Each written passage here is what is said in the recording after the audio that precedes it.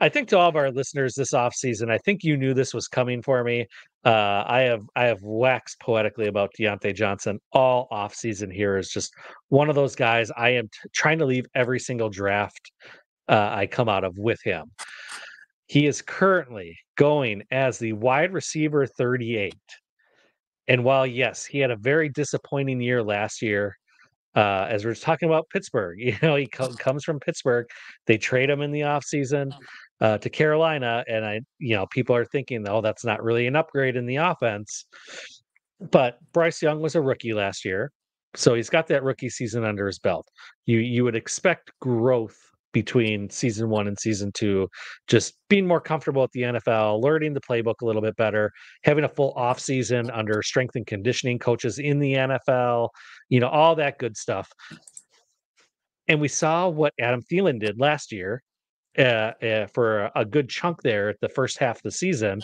I mean, he was wide receiver 5 there for a while. Like he was ridiculously targeted and had ridiculous efficiency.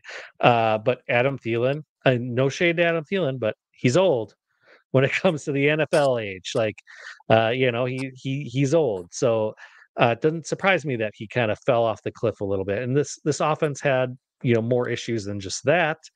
But this was obviously a guy that they thought would be a good part of their team. You don't trade for a player like this that's young yet. And we've seen him be a ball hog because that's all he was in Pittsburgh. I just don't understand how he's going at wide receiver 38 right now. It has to be recency bias because of how poor the season was last year, or maybe over the last year and a half. But I think that's going to drastically change. And I can't get enough of this guy because he's just the price he's at.